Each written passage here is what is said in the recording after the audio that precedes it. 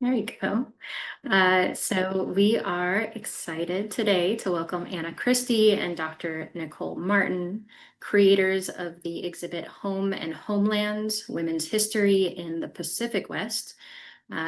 Some of you from Cohort 1 might remember hearing about their work last year, and we're glad to welcome them back for Cohort 2, as well as some Cohort 1 fellows here. So this National Park Service exhibit, combined with the Educator guide they developed, is drawn from the museum collections and resources of 30 national parks in the West. So we really hope that as we learn about this presentation today, that it might serve as inspiration for some of you as you're brainstorming digital projects. I am also going to go ahead and add to the chat those links so you can have them up for reference during or after. Over the next hour, you'll hear about the virtual exhibit and educator guide and have the opportunity to ask questions and discuss with our presenters. They are really good for brainstorming with. Before introducing the speakers, I do also want to mention that Michael and Kate on our digital strategy team contributed to Home and Homelands. So as you hear from Anna and Nicole today, please keep in mind that the digital strategy team welcomes the opportunity to brainstorm with you all, probably earlier than later as you're getting those juices flowing. So just a bit about our presenters before I turn it over to them. Anna Christie is a park ranger on Alcatraz Island, part of Golden Gate National Recreation Area, for over 13 years. She's worked in many different national parks, holding different jobs as education ranger, history ranger, website and social media coordinator. Anna and I also worked together almost 15 years ago at Longfellow House, Washington's headquarters, National Historic Site. And in 2024, while working as a historian in the Pacific West region, Anna served as the digital media coordinator for the virtual exhibit Home and Homelands. Dr. Nicole Martin is a consulting historian who has worked with the National Park Service and National Council on Public History on the World War II Homefront study. She specializes in Reconstruction, the American West, and gender and women's history. As an NPS Fellow from 2021 to 2024, Nicole worked closely with parks in the Pacific West to tell stories about the diverse array of women who have made, claimed, and defended their homes and homelands. And on that note, I will turn it over to the two of them. Yeah. Thank you, Perry. That's really nice. That was a great introduction. I don't actually need to introduce myself now, but I do want to thank you all for inviting us to come speak today and share the Home and Homelands digital exhibition with you. It was really a labor of love for Anna and myself. We're sad that we're not doing it anymore. We miss it. And we know you're all doing your own really awesome projects with the Mellon program. And so we hope we can be of some help today. And yeah, the only thing I'll add is at the time of this project, my role was I was sort of the principal investigator or the researcher and writer for the project. But I'll let Anna say hi. Yeah, that intro was awesome. I don't need to add much else. I think I'll just say that we created a product that was intended for the National Park Service website, and I know that's all changed for you, right? So I'd love for this to be as useful as possible to help you think about what you're creating, and we'll need to know what you need to know, right? So there will be a Q&A, but feel free to ask questions. Yeah. Okay, we ready to do it? Yeah. Okay, we're gonna do a couple. Oh, you want to go ahead? No, you go ahead. You go ahead. Okay, we're gonna do a couple of things. The first thing I want to do is just show you the exhibit in case you didn't get the chance to kind of explore it, and then we'll like peel back the layer. We'll show you how we made it. So let me get all my screens ready to go because there's a lot of them right now. All right.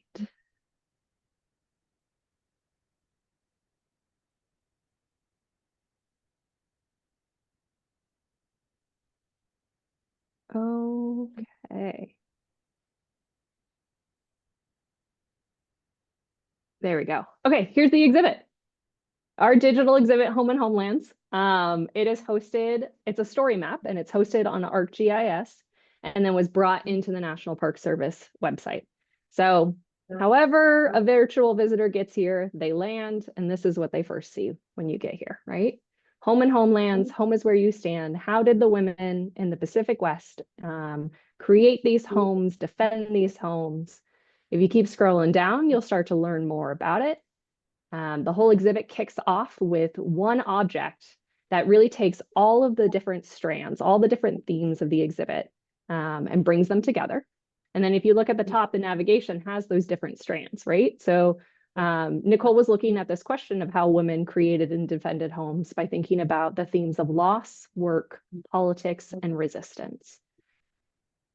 So the first exhibit or article right here, I'm going to take you to tell you one story because there's 30 of them, so there's a whole lot to explore. But I'm going to take you down the politics route, and we're going to learn a little bit about Ao Shi-Ang. Here she is.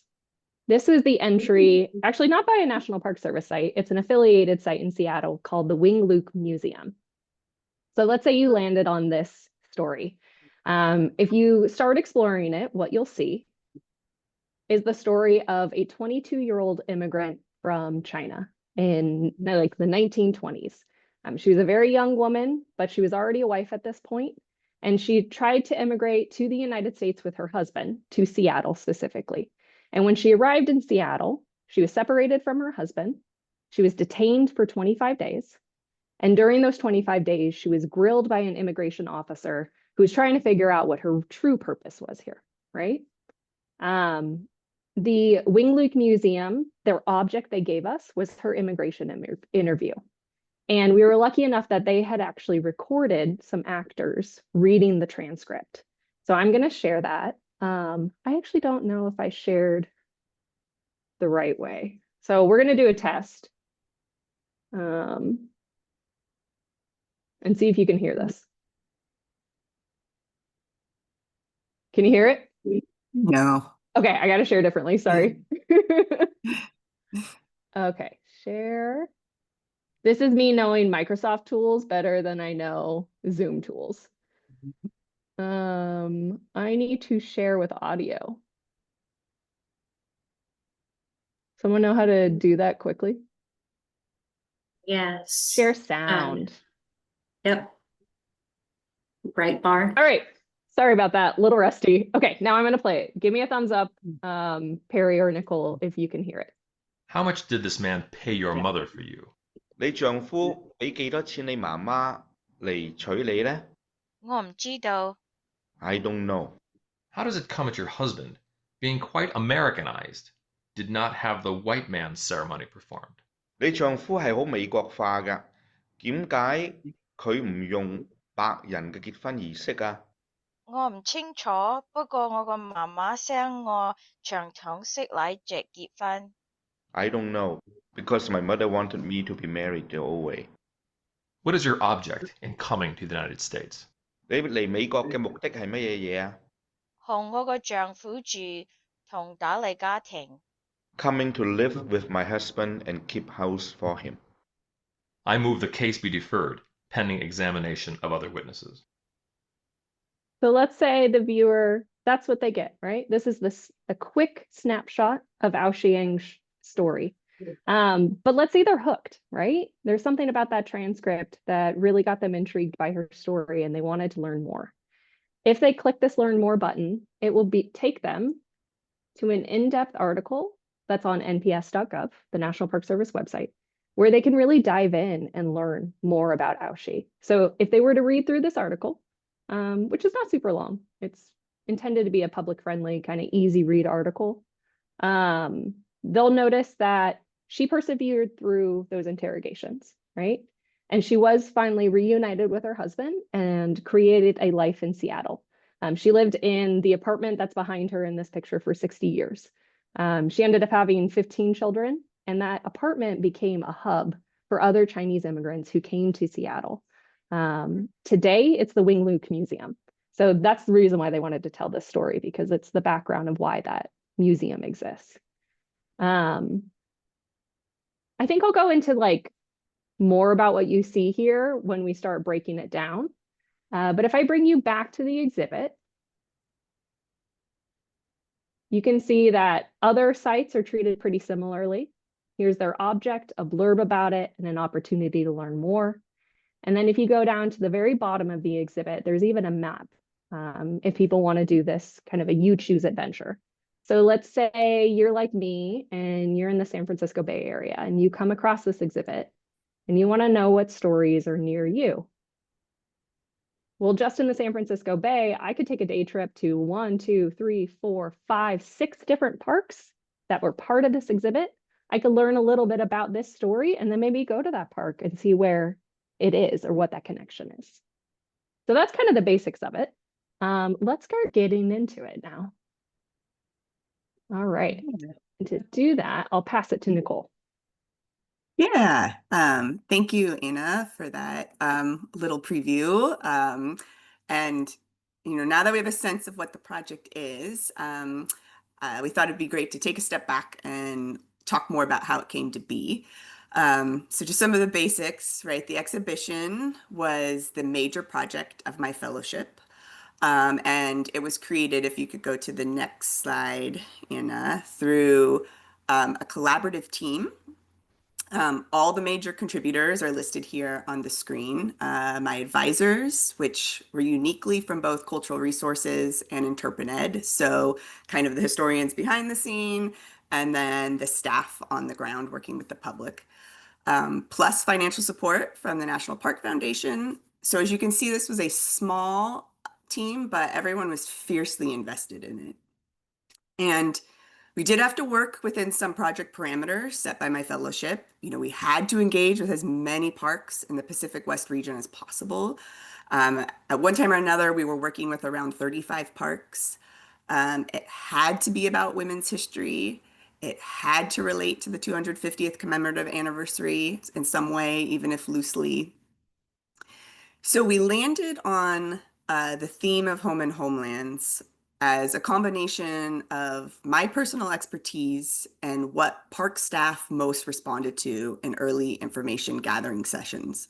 A lot of park staff on the ground recognized that home was a very accessible theme to engage the wider public with. And then we landed on, the form of a digital exhibition of material objects for a few reasons. One, it was simply the most practical considering our budget. We did have a budget of about 50K. I could talk in Q&A more about what we actually spent that on. And this sort of parameter to include as many parks as possible. A digital exhibition is just so much easier. And then also a desire to really highlight the underused but very rich archival collections of parks.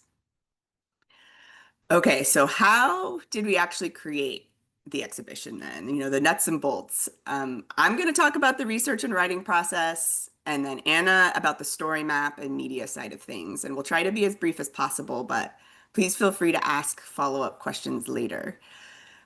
If you were to ask anybody on the team, we would all say it crucially began with these in-person workshops, that this was probably the most important thing we did. We wanted the exhibition to be a process of co-development every step of the way with everybody involved. And this was for two main reasons. One, we knew we wanted the involvement of the parks on the ground with the public, with their partners. We wanted their collective knowledge to be reflected in the exhibition. And then second, we knew the parks would only care about the exhibit and use it if they were invested in its creation. Too often the region or the national office comes in and tells them what to do or hands them an educational tool and says, use it. And so we really just wanted this to be opposite experience in every way. So we decided to hold these 4 workshops, 3 in person and 1 virtually in different locations. We did one in San Francisco, 1 in Seattle, 1 in Honolulu. And we met for 2 days. And during these 2 days, together, we'd all come together and we would select the object each park would contribute. And we did all these activities to form early connections between the objects and identify major exhibit themes and stories. And crucially, it's also where we gained the trust of a lot of the parks. And some of them were very initially suspicious of our efforts, especially in Hawaii. So these workshops were just so important for building that trust. So if we go to the next slide, we asked parks, and this was essential, to include their tribal partners and descendant communities from the very beginning, before the workshops, so that they could be a part of the selection process. And sometimes this ended up meaning deferring to the desire and knowledge of a partner in order to respect and continue to build these partnerships, that have very fraught histories. And so again, it was just so important that the partners were not added on as an afterthought, but were really involved from the beginning.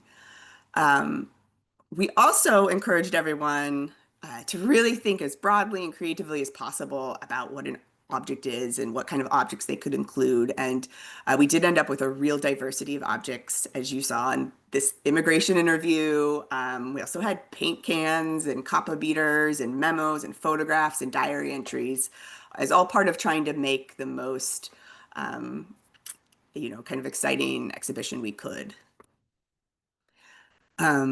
All right, so then, next slide, thank you. After the workshops, I spent a lot of time just sifting through all the materials and conversations and activities gathered there to uncover the major themes to organize the exhibition around. And we landed on the 4 shown here and that you saw in the preview. We also knew we wanted each entry to, at the bare minimum, include 1 high-quality image or video, a short paragraph for the story map hook that you saw, and then a much longer article, media article, about the woman's story tied to the chosen object. And then if we go to the next slide, we also knew, and this was, I think, really important, that we wanted some stories to include more than what I just described. So at the workshops, we sought out parks who wanted to do more. And by that, I mean interviews, work with Anna on videos or audio files, just be as creative as possible. And with the goal of trying to make the digital exhibition as interactive as possible. And we knew going in that most parks wouldn't be able to do more. I mean, it's just not, already having them come to the workshop and contribute to the exhibition, they didn't even have the capacity for that. And they did it. There was no way they were going to do even more, but they were just, strapped at capacity. But we also knew that there was going to be a few outliers, those who would just be so excited by the material, by the stories, to do more. And so really just identifying those people in those parks was really important for, I think, making the digital exhibition, that much of a better interactive experience in the end. But regardless of whether a park wanted to do more or not, the writing process involved this continued engagement with parks and partners throughout. So as you can see in this sort of nifty little chart we put together, the process was as follows. I would first conduct additional research about the chosen object woman story. And this stage would vary wildly depending on how many materials a park gave me. Then I'd write the draft article, including the story map blurb, which was always the hardest part. I would then share it with my core team, who would give me extensive feedback. I'd revise it. I would then send it to the park, incorporate their feedback, sometimes before they shared it with partners. And so then I would need to incorporate the partners' feedback. And then it would go back to the park again for final review, any final edits before sending it off to Anna to do her magic with it. So there were many points along the way where conflict could come up, and sometimes did, and I'd be happy to talk about that more in the Q&A if helpful. But as you can see, this was truly a really collaborative process. I may have been the lead writer, but I had to incorporate so much feedback at so many points if I wanted to respect the knowledge of the groups we were working with, that so different than me kind of being this expert historian coming in and writing something. It felt very, very different. Okay, so before I turn it over to Anna, I may just say a few words about project management on my end. To get the research and writing done for, 30, 35 articles meant a lot of organizing and creating realistic timelines. And by which I mean timelines that were constantly adjusting as life got in the way. And trying to make room for or predict those adjustments from the beginning was really key. And Anna was so good at that. She would constantly tell me, "No, I don't think you can write that many articles in a week, Nicole. Like, let's let's be more realistic." Um, and again, I can talk about this more later, but there were things we could have done differently, I think, to make the research and writing stages easier, places we could have streamlined the process a bit more. But at the end of the day, this was such a huge project. It was always going to take more time than expected. We were just the huge, like, bureaucratic, like, working with so many different parts, so many different materials, um, so many different parts moving at once. It seems now it's sort of inevitable that we ended up needing to extend my fellowship to finish the exhibit, and it did take a lot longer than I think we initially imagined it would. But I'll in there and let Anna tell you about how she made it all possible. Yeah. You've got a lot of drive though. Like you made sure these articles got written.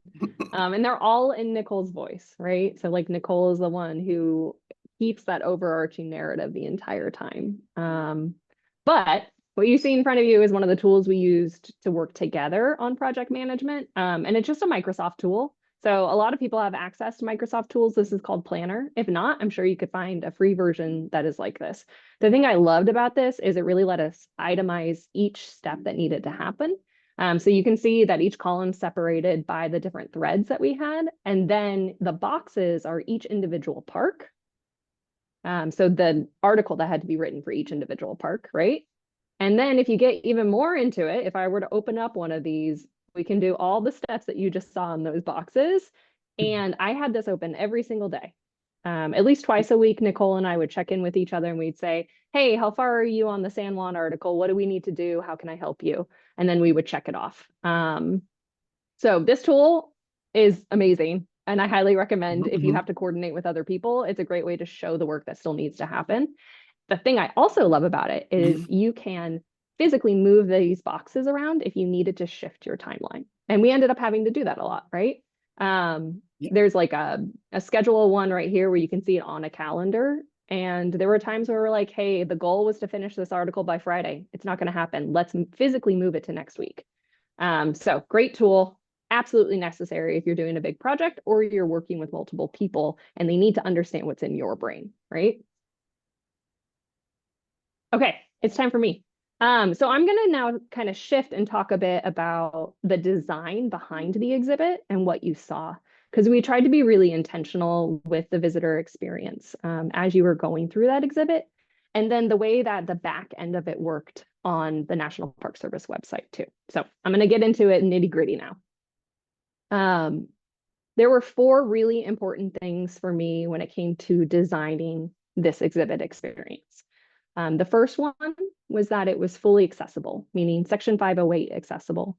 If you do anything with the federal government, you've got to make any public-facing virtual content 100% accessible. So it is a good skill set to learn if you want to do digital humanities. I'm not sure what the rules are for you for your projects now, but if you ever want something to be picked up by a federal agency, it's going to have this. So what I mean by that is a screen reader for someone who couldn't see would need to be able to go through and read all the text in this exhibit. It would need to have a written description of any images. If there's a video, there needs to be a separate audio track that describes what's on the screen in addition to any narration. There's other things in there too. The ease of the readability, no jargon, plain language. I'm happy to go into more of those things or to provide resources, but this exhibit needed to be 100% accessible by law, but also it's the right thing to do because we want as many people as possible to have access to this history, right? The second thing that became really important for me for the design was that this was evergreen content that would kind of sustain itself. And that's really important now because I'm not in this job anymore. So I had to go back and look at this exhibit, and I was so pleased to see that it's still there as an experience. And then all the back end stuff is still there and functioning as well. So let me tell you what I mean by that. These are stories that parks can go back to anytime they want to. They can go in, find their article, their entry into this exhibit. They can share it every March for Women's History Month at minimum, right? They can pull their article URL into their website, or they can post it on social media, or they can share it in a newsletter. And that was by design. We wanted this to be content they could always go back to. The third thing that became important for me was to really trust and tap into my interpreter side, my park ranger side, in trying to make this as public friendly as possible, right? So that's kind of where this little blurb came in. If you've had to write short things before and synthesize short things, it's the hardest. It's easy to write a long article, right? But having to capture the essence of that in a way that is going to capture the imagination or the interest of your average human, that's hard. That's what an interpreter does. So we really wanted friendly information.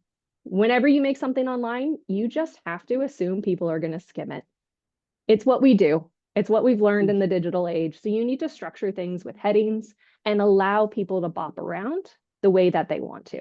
If you don't, and you insist people read from top to bottom with no way to structure it, they just will leave. They will not engage with the content because everyone skims online. So we wanted to design for that, right? And then I wanted to also give people the choice of kind of self-discovery or a you choose adventure. So that's really why we put that map in the bottom. So people could literally scroll through the whole thing and ignore the entire experience that we wanted to create for them if they so choose. And they could pick something that was close to them, or maybe they've always wanted to go to Hawaii. And so they read all the Hawaii ones and that's it. And then they left. You kind of just have to embrace that that's how people do things online. The final thing that became really important for me for the design was that this exhibit be discoverable in as many places as possible. So what I mean by that is that for the National Park Service website and a lot of websites in general, people come across your content by doing a Google search. And a lot of people search women's history, and that leads them to the Women's History website, which is where our project's hosted. So I knew that was one of the ways people were going to drop into this. But I also wanted to design it in a way where, I don't know, if for some reason someone knew who Sarah Winters was and they typed in her name, or maybe they typed in Women's History Seattle and Sarah Winters pops up. I hadn't prepped this, but let's see what happens. Let's say they pop into Sarah Winters' article here and they're like, oh, this is cool. Ah, she designed a sleeping bag. I had no idea. She got a patent for it. That's great. Yeah, women entrepreneurs. But when they get down to the bottom, they can keep going if they're interested, right? It brings them to the next article and the next article. And then eventually it can bring them to the overarching one if they're really interested and they've gotten hooked, right? We've all done that, like you went down the black hole, the Wikipedia hole, or whatever it is online. So it's got to be designed that way. Whatever your tool is that you're going to use online, think about all the different ways someone could pop into it. And then think about all the different ways you could share it and get it in front of people, right? By having individual links for each one of these articles, we can blast it on social media. What park is this? This is Klondike. Oh no, this one's Wing Luke. We could have the Wing Luke Museum share it on their website or their social media and get it in front of people. One other part of the design actually has nothing to do with building the exhibit at all, and everything to do with getting eyes on it. Too many tabs open. Bear with me one sec. Okay, here I am. And that was creating a communications plan, right? So simultaneously, while Nicole is writing all of these articles and doing a ton of heavy lifting for research and writing, and we're starting to try to create it digitally, we're thinking about, okay, well, when we have an exhibit, how are we going to talk to people about it? So we started doing this thing called a communications plan, super simple, just a Word doc. And it was a really good tool to get our entire team on the same page so that we could talk to people about it. And it helped us brainstorm ways to talk to the public about it too. One of the things you can do with these comms plan is literally come up with key messages. Like we used to give these presentations all the time and our team was on point. They knew how to talk about this exhibit in a way that would bring people in and really entice them. And we would change it a little bit depending on if we were talking to folks like you, or we were talking to the director of the entire cultural resource team of the National Park Service, and we really wanted that person to support our project and to give us permission to do it, right? So this comms plan can help you with talking to a bunch of different people. And it can get as granular as like assigning individual tasks. But really it's the process of going through it with yourself or with your team that is the most valuable part. So it helped us get approval, helped us coordinate, helped us be on point with our talking points. And then it set us up to be prepared for a very unique opportunity. Because we had this communications plan, we'd gotten approval up all the way through the levels. Something magical happened in May of 2024, right about the time we were about to finish. 2 weeks in advance, though. So we had to hustle. And Michael and Kate from your team got us over the finish line. But they were having a women's history event at the White House, and they wanted to know what work the National Park Service was doing to tell women's history. So we had this plan in place. We could send it to them and we could say, it's not published yet, but it could be. And they said, okay, if you can publish it, we will announce it. And they launched it. We actually got to watch Secretary Deb Haaland launch our virtual exhibit, which was super cool. And would not have been able to do it without a comms plan. We also used that comms plan to talk to the 30 parks who participated in it because they helped us with the launch. And I used the comms plan to create an internal website where parks could go and they could grab specific language for a social media post. They could grab images for a social media post. And then all on the same day, they would blast it to their audience and get their individual story to the people that are most interested in that story. And that individual story of one woman, one object, one park, right, would be the entry point into the bigger exhibit. And they did it. They did it. It was great. So you got Big Hole sharing their exhibit here with the link. And then I kind of like tracked down the rest of it. A tribal partner shared it, which was awesome. That was kind of like a third level we didn't expect to happen. Oh, and there was one park. So this didn't happen across the board, but one park decided to make a physical version of their exhibit entry in their visitor center and had an interactive with people. And then there's a QR code where people could go and explore the virtual exhibit. So this was like full circle dream come true. And it is still living. It's still living. So I'm going to pass this on to Nicole. Yeah. I'll just say a quick word about this education guide that one of my colleagues out of the Wasso office, Allison Russell, helped build. And she got excited about the exhibition and she was like, I could definitely turn this into an education guide. And so she designed it for grades 6 through 12. It uses most of the stories from the exhibition and it's organized around a series of activities from case studies to primary source analyses, focused on material, object, and oral history. And has comparative activities. It's really great. No idea if anybody's using it, but it's there.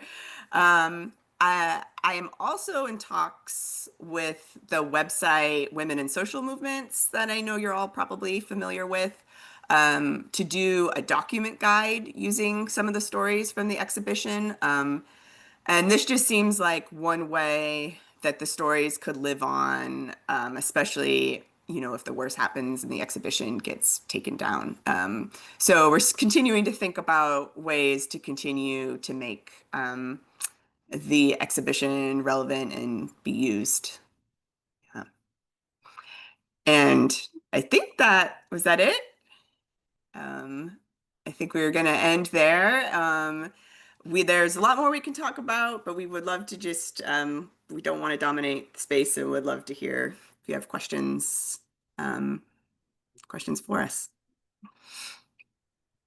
Thank you so much, Nicole and Anna. I don't know if you realize how well this landed for this particular group. I think it provides just an incredible blueprint for the work that many of you have begun or are still brainstorming how. So I'm also really glad this is recorded. I want to offer some high-level comments before also opening it up to all of you. If please weigh in with your questions, including very specific to your projects. If you're here to brainstorm with your ideas, we'd all love to hear where you are in the process. Nicole, at the beginning, and you were talking about your fellowship, some of the things that remain or endure across your former fellowship and the current ones that fellows are doing is that the 250th commemoration around it is still a big component, even if it's more in the background and certainly separate from Park Service goals these days. Fellowship titles also remain, which gives them a bit of a grounding. Like you were saying, it's women's history, it's Pacific Northwest, but where you could go with that was pretty open-ended. I think the question of form is one that a lot of fellows are having, and you addressed that as well. So just a couple of plugs I'm going to make for the fellows, and then I'm going to turn over to a question.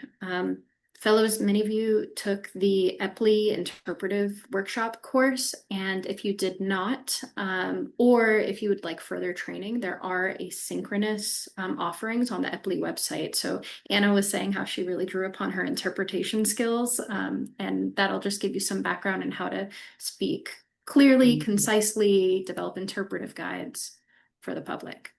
Comms Plan Central and Helen is here to support you all with that. And soon this fall we'll offer a course on or a similar workshop around curriculum development, because I know many of you do want to work with school teachers. Okay, so the question I had for you is for Nicole. And again, fellows, please chime in with your questions as well. But every fellow also has $50,000. And it was probably a lot clearer what to do with that when we were with the national parks, and a little less so now. So I'd love to hear from you. How did you figure out how you were going to spend those internships? So it changed over the course. But it's an easy answer. Half of it went to the workshops, and you might be like $25K for workshops, but a lot of that money we knew the parks are. A lot of them don't have a lot of money and do not have money to send people to workshops. So we offered to provide a stipend that didn't cover quite the whole cost, but a lot of the cost. So just a lot of the money straight up went to each park was required to send 2 employees. We really wanted, again, an interpretive, somebody who worked on the ground with the public, and then a historian, a cultural resource person. And we wanted them to work together so that they could continue to build those relationships at the park. That was, again, part of that sustainability of like, how do we get more out of this exhibition than just an end project? What are sort of the relationships you could build that could keep living on? So a lot of the money went to that, and then just supplies for the workshop, so on and so on. Initially, I think with the rest of the money, the initial hope when we had these ideas that I was going to finish at a certain time, and then there was going to be a couple months left, that we were going to do our own education guides and hold seminars and do ways to promote the exhibition. So we had a lot of plans. Oh, maybe to do a traveling component. We thought a lot about like, oh, we even talked about, do we buy an iPad for each park that would be devoted to having the exhibition up? So that's what we were thinking that money would potentially be used for. We just, and by we, I guess mainly me, greatly underestimated the amount of time it was going to take for me to research and write all these articles and to build it. And so, like I said, we ended up having to extend my exhibition and passed much further than we originally thought. So if I'm remembering correctly, Anna, I think most of the money just ended up just going to pay me at some point, because there was so many more months of work that had to be left. And so I think most of it was used to just pay me to do it. So I still think a lot of those ideas were exciting that we were hoping to initially, but I think there was just wishful thinking that I was going to be able to write all of these articles in a short amount of time. But yeah, Well, Anna. you had a baby. Oh yeah, So I also had a you baby brought in the life middle into of the it. world. Yes, so there was a long pause. Yeah, so there was a lot that came up that really extended it and took time. So yeah, short answer is half of it went to workshops and getting the people involved there on the spot, and then the other half towards me to do the actual work. But yeah. Yeah, and to be transparent with you all about the timeline, like we originally wanted a March release for Women's History Month, which makes a lot of sense, right? And I think we total got pushed back 3 months because a lot of things happening, right? So we did a Historic Preservation Month launch in May. And it just happened to line up with that event with the White House. So that was happy and lucky. Mhm. And I'll just say one more thing before Anna came on board, because originally it was just me and the team, and we didn't have someone to help digitally build it. Our thought was that we would maybe use the money for that to pay somebody.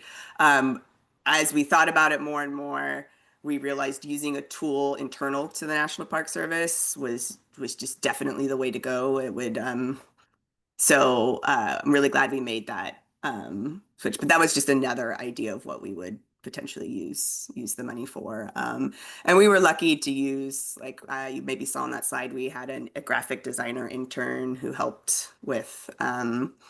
So again, being part of a larger organization, we were able to use, interns who were being paid elsewhere, but that were able to help us. So again, if you didn't have that, those would be other ways you could potentially use the money.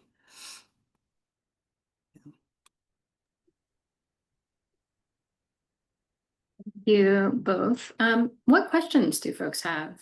Whether it's Helen and Jessica from the more programmatic side, or I know Dan, Caitlin, Aaron, Frank, actually most of you on this call are thinking about a digital project. What's this sparking for you all?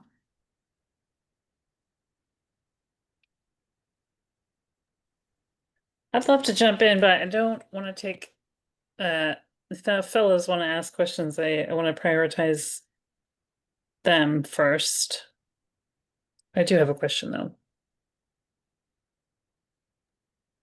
You should go Okay, it's for very it. quiet, so I will just start talking. So thank you so much for talking about the comms element, Anna.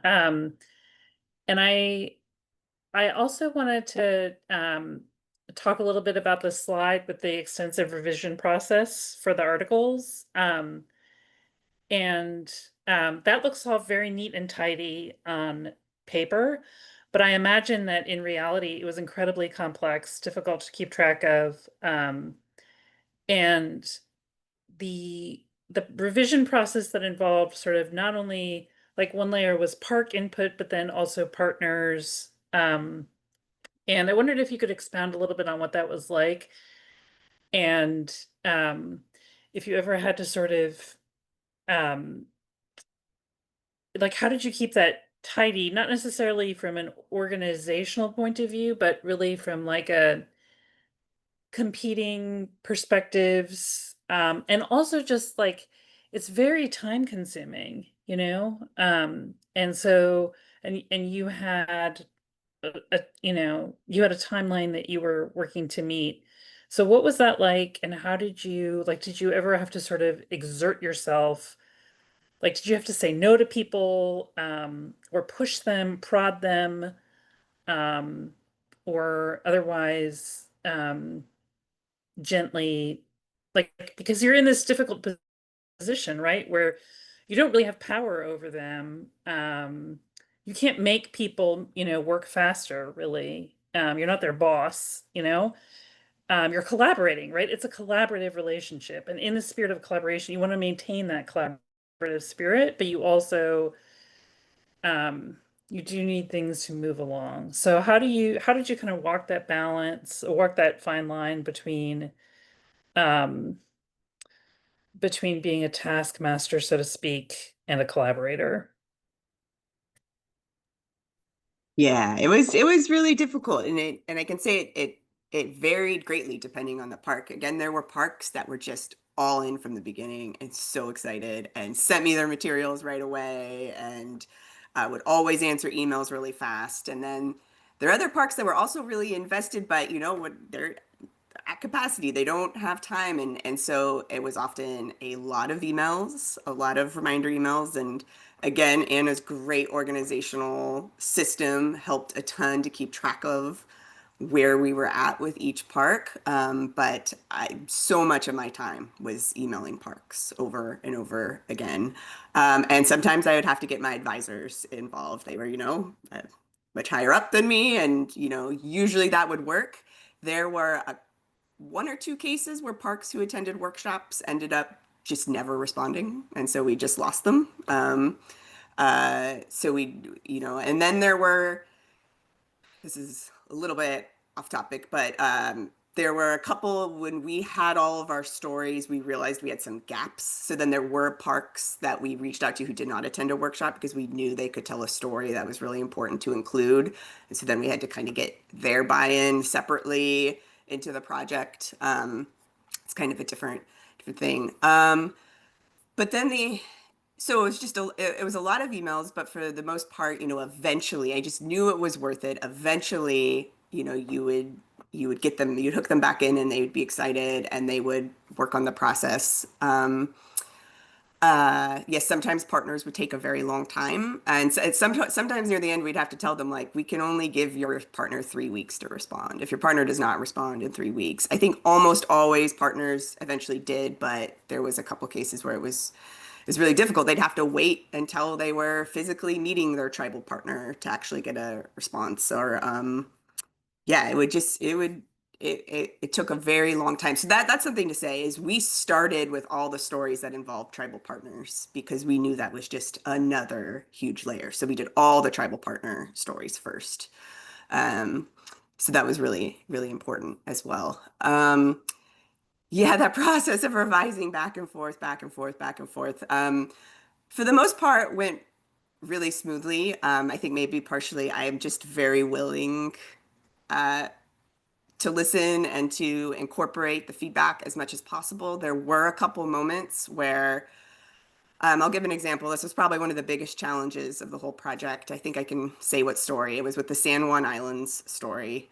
We were working with a descendant who was correcting my article she was a descendant of the person in the story. Um, she was correcting my article to tell what I would say was just a very colonial narrative. To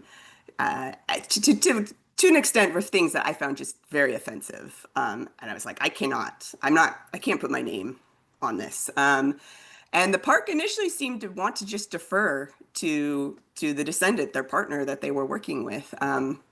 But we didn't want to lose the story. It was a great story. So I first met with an expert in the history of San Juan Islands. I luckily knew someone because I knew I really needed an expert in this history. I talked with her so I could just be as clear as possible by what the descendant was wanting me to do was not okay historical scholarship. And then it was just, I had a meeting where I sat down. I had to get my advisors involved. We sat down with the park because we had to get the park on board. They were the one with the relationship with the descendant. They were the one who was going to need to convince the descendant to change it. So we had a really good meeting where we talked through here. There were some things that the descendant wanted us to add in that were worth keeping, that were really important to her in the story that I was okay with, but that there was all these things I was not okay with.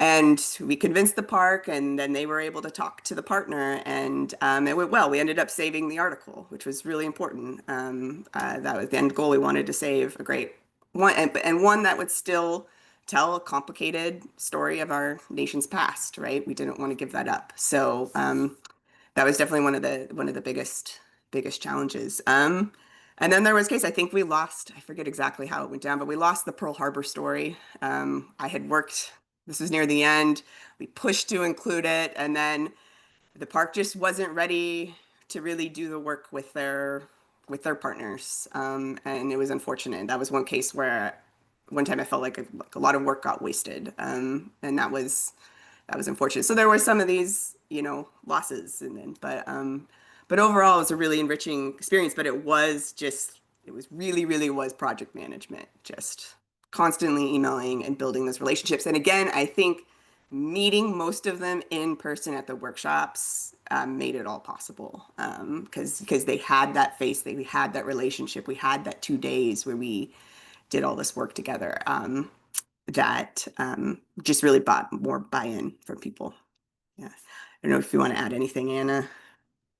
Just that you always did the extra work to keep the relationship going, which would be easy to not do, but a big part of this was building relationships within the park, right? Getting an interpreter and a cultural resource person working together, a historian working together, and then getting those park folks to work with their tribal partners or their descendant community.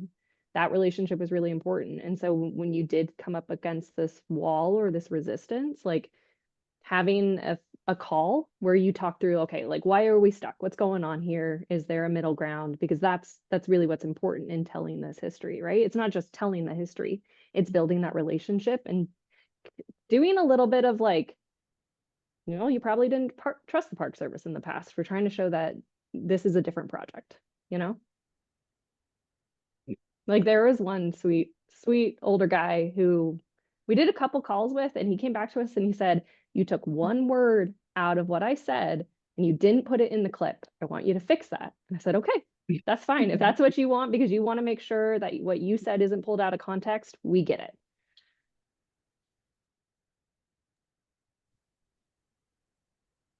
Thanks for the question, Helen, and the thoughtful responses, Nicole and Anna. I'll admit, it is a bit of a bummer to hear that trust building bit with the Park Service, knowing where we are right now.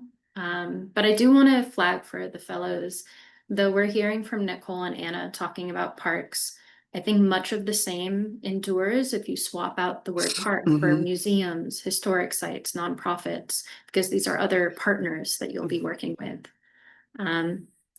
Just highlighting Sarah's comment in the chat that it's so refreshing to hear about these frustrations and feeling like the work has been wasted, that collaboration is so often presented in a very rosy, utopian way. And while collaboration has and does foster such incredible interpretation, it can also be such a rocky road. Yeah, amen. I do have a question, though I would love to defer to one of the fellows if you do have something specific or more general. Hey, Dan. Hi, I'll pop on. Thank you both. I learned a lot. This is really great. And I've used this project as inspiration for my own project because I'm using physical objects, material culture to tell gendered histories of the Keweenaw Peninsula. So I love the project, and a bit of a technical question using the physical objects, because what I'm realizing now is that it could just be endless. There's so much to say. There's so many different avenues to take it. I like the sort of themes that the four themes that you focused around, and I'm curious if those developed organically, or if you kind of knew that these would be the different containers that you would you put these different objects in.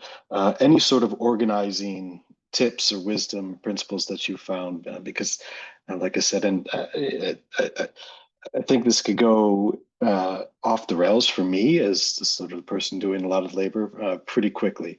So any tips on that would be great. Thank you. Yeah. So yeah, the four themes. I think it was a bit of both. Again, this I've thought a lot about. My expertise is like the 19th century American home. So I did have these kind of ideas of what I think were the important stories. I knew from the beginning there was going to be some section about loss, right? Or dispossession of home and homelands. Like that was a kind of non-negotiable. That was, of course, going to be a theme, but I tried as hard as possible to step back during the workshops and see what the groups came up with. And so you're right, it was sort of this endless. if there was a place where I should have sped up the process, it was probably the moment the workshops ended to when I finally had kind of identified the themes and put stories in each of them. That just took so long because I was looking at so many conversations, so many materials, really trying to capture what the parks thought. And so I would say those other three categories did really come from the workshops, but it did feel a bit like of an endless process. It's sort of if you've, in grad school, that moment when you have your dissertation project, but then need to finally start writing, right? That year, 2 years you just spend lost in doing so much research, and you're like, should have just started writing sooner. There's definitely a little bit of that that happens at that stage, but I would just say just try to move through it as quickly as possible. Because yeah, I think you can just kind of spin out spending so much time trying to get it all perfect. And I think stories moved a bit, changed. I forget if we even changed the final category near the end, and just to be flexible that sometimes there was a better word that captured what we were trying to get at. And so then that can help as well, knowing that like this is going to evolve over time. Yeah. Yeah, and like just what you're saying too, an academic would say dispossessed, right? Right, We chose right, the word loss instead, right. because we wanted this to be something that brought in as wide of an audience as possible. So like don't lose sight of the human story that is the whole reason why you're telling the story in the first place. Mhm. Right. Yeah, that's great. Thank you both. And that's sort of how I feel because so much of how I'm making sense of these things is through it's a lot of theoretical academic stuff of how we interpret these things. But that doesn't really help you tell a story that's accessible and feels Like lived in. write it out and then Yeah, test it on someone who is the least initiated person you know, right? right. Yeah. And like ask them like, were those words that made sense? What interests you? Like what was the part you got interested in? Like there were so many parts about this where we tested it on people, we tested it on park rangers, we tested it on historians, so many different types of people who gave their different lenses, you know? Yeah, and I have to say that's the number one thing. I came out of this whole project, my writing vastly changed. I just learned so much about how to try to write in a more engaging way for a public audience, and to get rid of so much of that academic speak that just Mhm. is so easy to rely on. Yeah, Anna is a really great person for catching it, We all telling need you. editors. You need a good editor. Someone who's not going to hurt your feelings too when they're like, you're doing it again. Right. Thank you both. Thank you. Yeah, I'll repeat. Thank you both so much. Dan, thanks for that question. And know that for all of you, our digital strategy team, Eleanor and I, we've all been there in some way or other, writing for public audiences. And I think you can also call upon us as well as your fellow fellows as part of your editorial team. We are at the hour, so Anna, Nicole, thank you both so much. I'm really glad that I get to share this out with the fellows who couldn't be here today so they can learn from this too. And yeah, I mean, Nicole, feel better, and Anna, Oh, take yeah. good care on the island. Yeah. Thanks for getting the team Thank back together. you. Yes. Yes. Thank you. It was a Bye all. pleasure to join you all. Yeah.